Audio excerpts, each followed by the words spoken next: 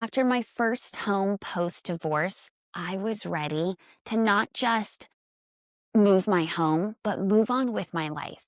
And I found this 100-year-old home in my town, one that had over 40 buyers who had already walked through with it, but couldn't see through the wreck.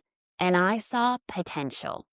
Most people saw peeling paint and cracked windows and an overgrown yard, and I saw character and a story waiting to be retold.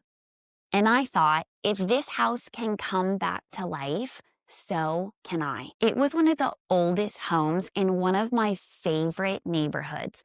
It was full of charm and history, and honestly, had a whole lot of problems.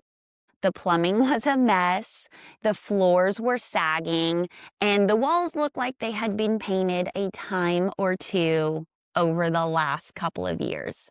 And everyone told me, this house is too far gone. Don't waste your time. It'll be too much work. Just go buy a new one. But I know that new isn't always better, and fast isn't always smart. I've built my career around knowing that what was broken can be fixed, homes and people. So I used a renovation loan. It's one of the programs my team specializes in, and I was able to purchase this home and get to work. Now, it wasn't glamorous. It wasn't HGTV worthy. It was a lot of hard work. One project and one weekend at a time, one paintbrush to get this thing back to where it went. And me and my kids patched holes in the wall, ripped up the carpet, replaced fixtures, and made that old home ours. And I thought every nail and every brushstroke and every late night run to the hardware store was just a part of the healing process that I was on. And I was able to take that old home and put some heart and soul into it, and it built so much resilience. It taught my kids what hard work really looks like, what it means to finish what you start, and that perfect isn't the goal, but progress was it. And for me, that house reminded me that beauty often hides in the chaos, and you just have to have the courage to see it. See, that's the thing about fixer-uppers. It's not just about building or equity or saving money, because honestly, they can be a money pit. But it was about building confidence and seeing something that nobody else could see, that they all overlooked, and believing that there's something more under it.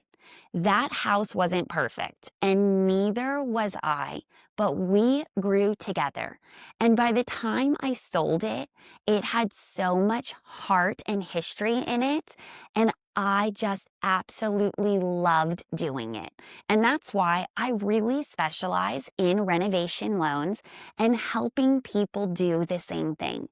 See, I don't just write mortgages, I help people reimagine what that looks like. I want them to see the possibilities. So whether you are looking at an outdated foreclosure or a vintage little charmer or just a tired house on a great street that you love, I want to help you turn something that looks impossible into something that looks really incredible. So if you're looking at a home that everybody else has given up on, don't be afraid to go back and look again. With the right financing, the right plan, a little bit of faith, you can create something really beautiful. So download my free renovation guide where it will walk you through what this looks like. And if you think that this is something for you, let's book a strategy call. I'll walk you through the details.